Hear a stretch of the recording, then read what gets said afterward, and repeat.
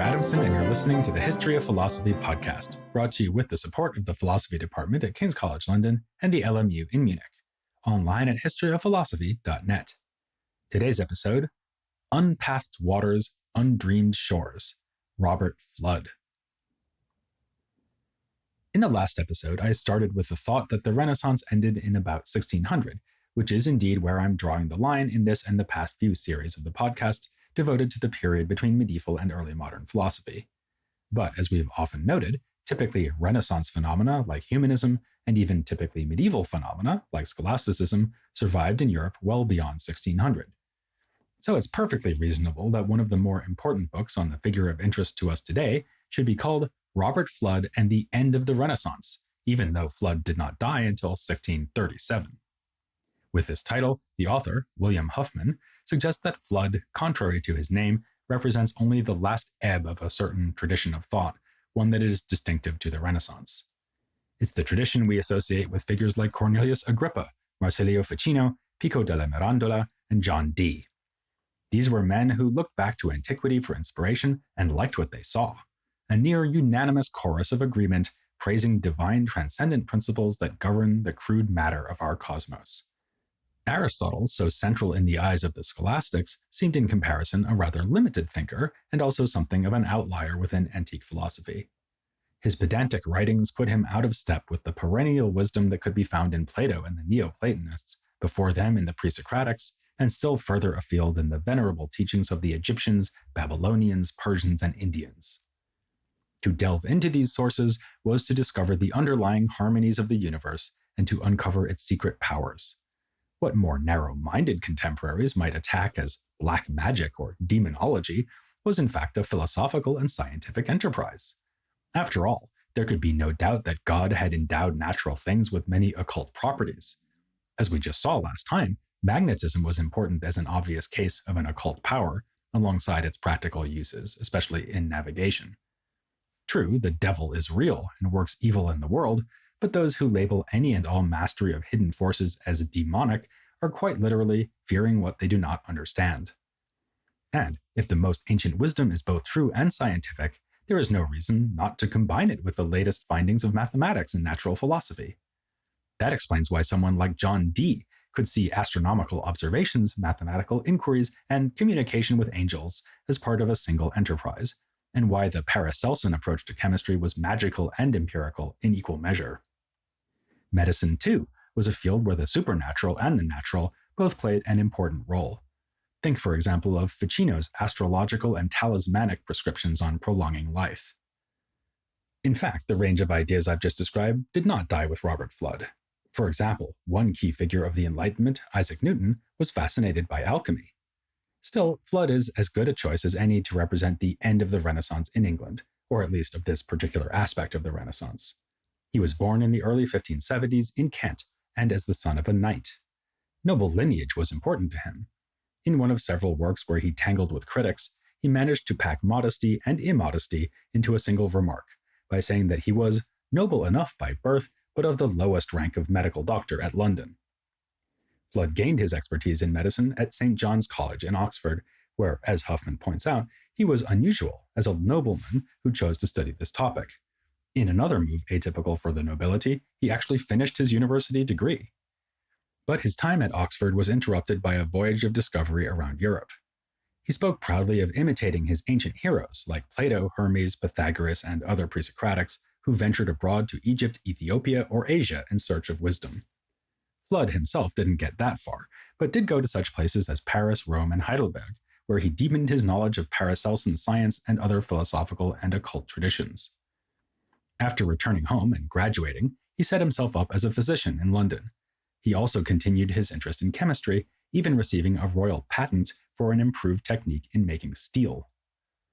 Fludd tried to make it patently clear that he was stealing his ideas from the best, but the system he forged is nothing we can find easily in other Renaissance occultists, and still less in Plato or other ancients. One reason for his unadmitted originality is his creative harmonization of Christian scripture with pagan philosophy.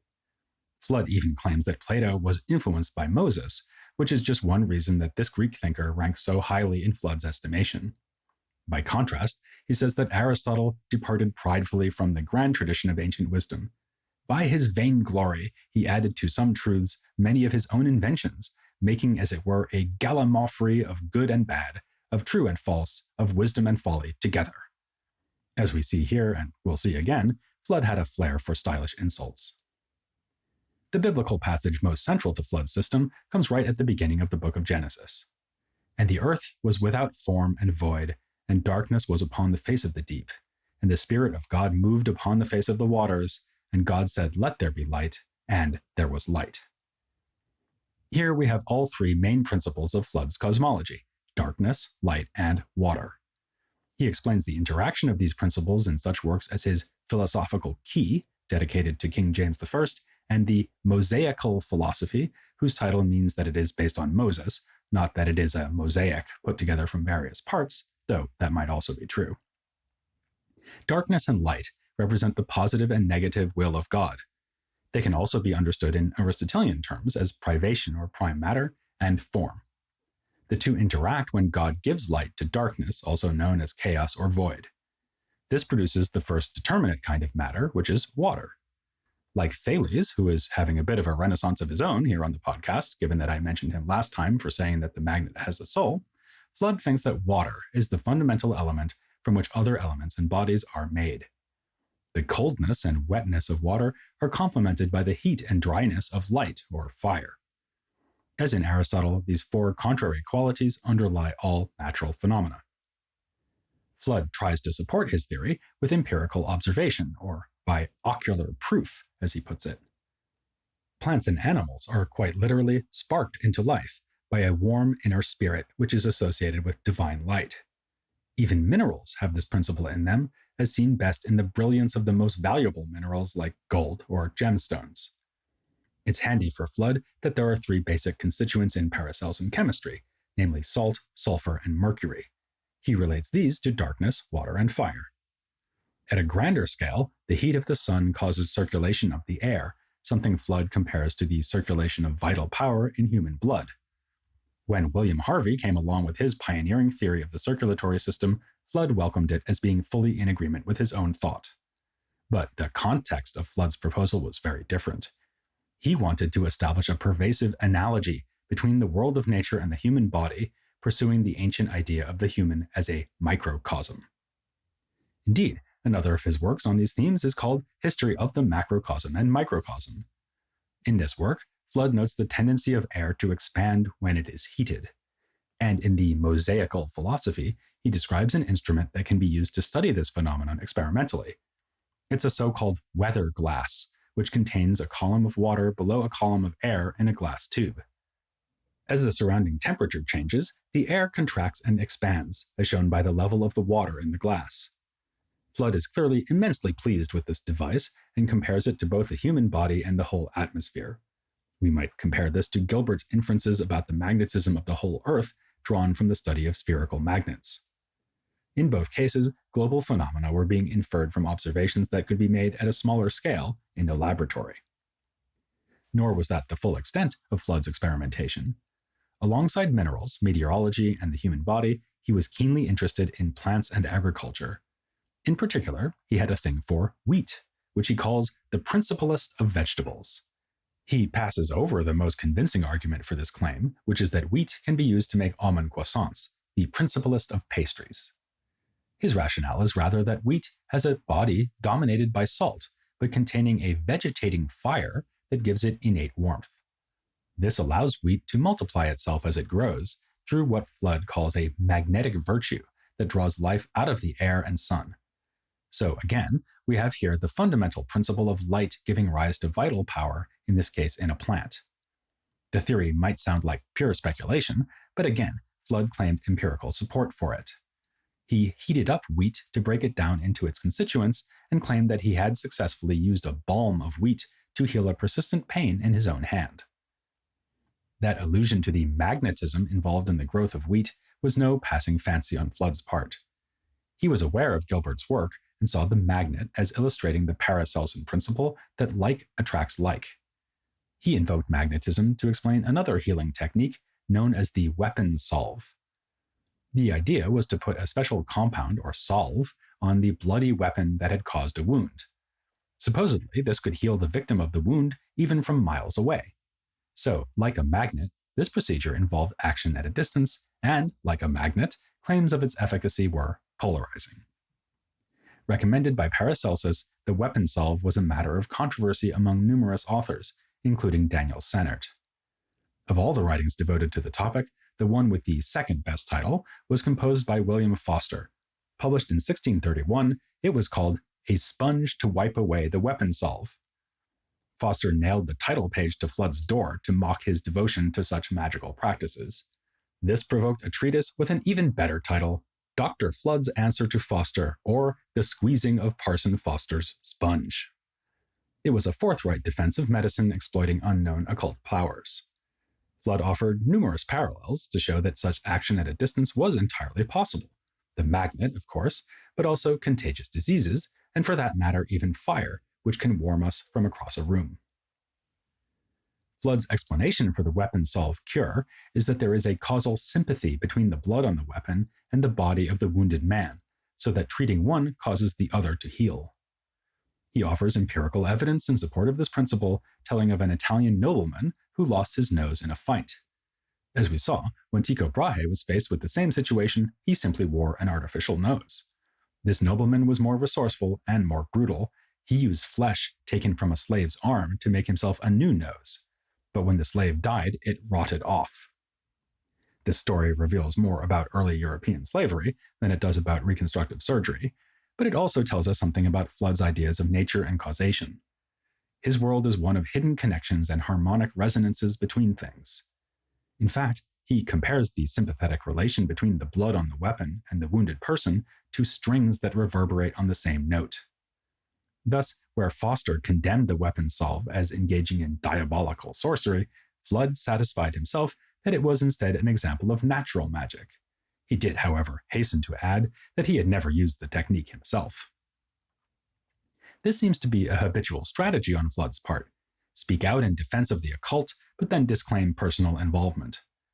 We see it again in his writings on a mysterious group called the Rosicrucian Brotherhood, whose anonymous writings were circulating around Europe, provoking curiosity and condemnation among intellectuals. In 1616, Fludd published a so-called apology, in other words, defense, of the Rosicrucians against one of their more forthright critics, Andreas Libavius. Again, the title is an enjoyable one. It punningly says that the goal of the work is to cleanse the reputation of the Rosicrucians with, as it were, a flood of truth. Much as he endorsed the weapon salve without ever trying it, Fludd says that he hoped to make contact with the Brotherhood, but had never managed to do so.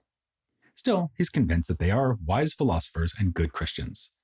So far from consorting with the devil, the slander thrown at Rosicrucians by Libavius, they were no doubt receiving their inspiration directly from the Holy Spirit. That is how they had learned to exploit occult powers in nature.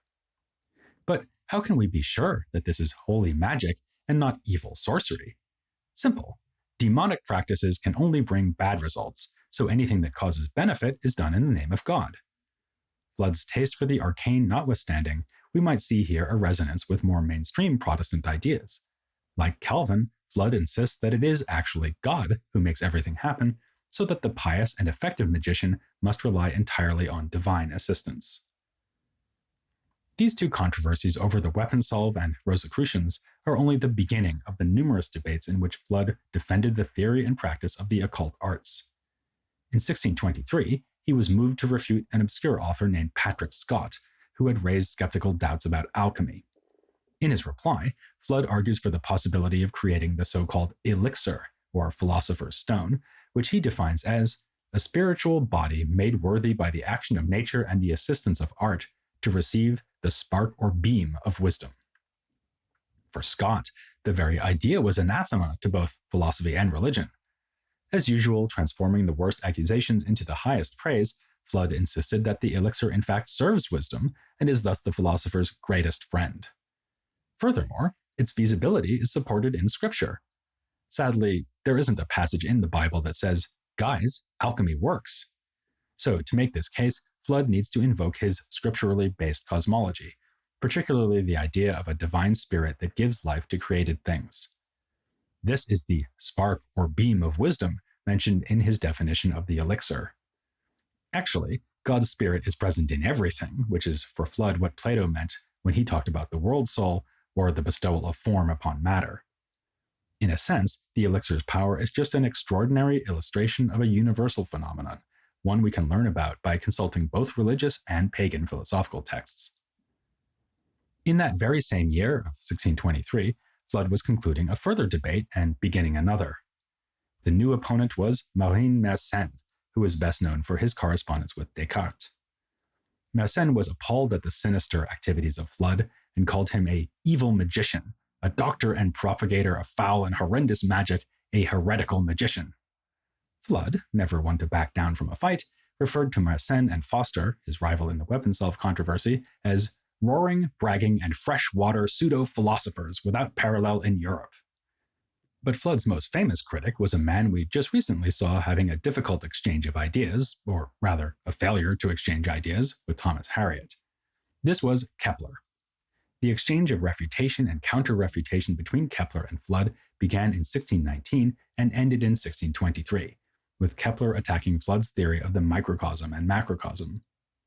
It's tempting to say that Kepler aimed his invective at Fludd in spite of the fact that he himself had similar Platonic and occultist leanings. But in fact, it was precisely because their views were so similar that the two came into conflict. As Huffman writes, the argument between the two was the question of whose Neoplatonic structure of the heavens was the correct one. Of course, Kepler would have been the last to deny that mathematical harmonies are woven into the universe. As we know, his own works were based entirely on this assumption. The problem was just that Fludd had, in his estimation, chosen the wrong mathematical description for those harmonies. Fludd was no less dismissive.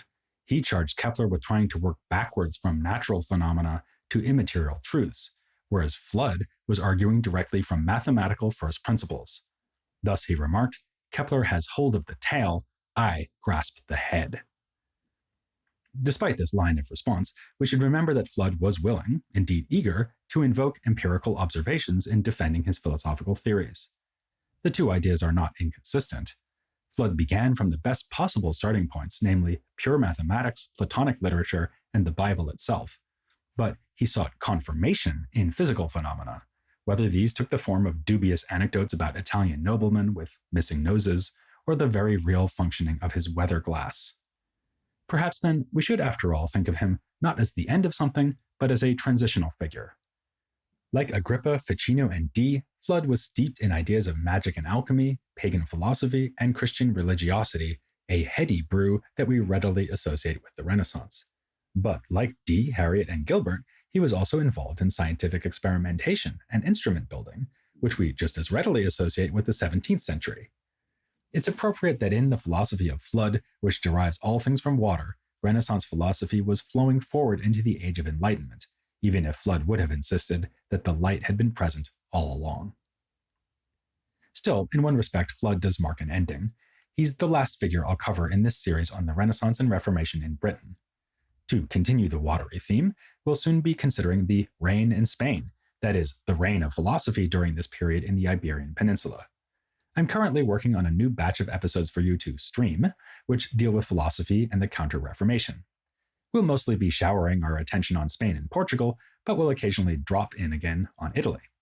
To tide you over until we start that new miniseries, though, I'll be talking next time to an interview guest who will transform your ideas about alchemy. She quite literally wrote the book on this occult science as it developed in England from medieval to early modern times. So don't miss this golden opportunity to hear from Jennifer Rampling here on the History of Philosophy without any gaps.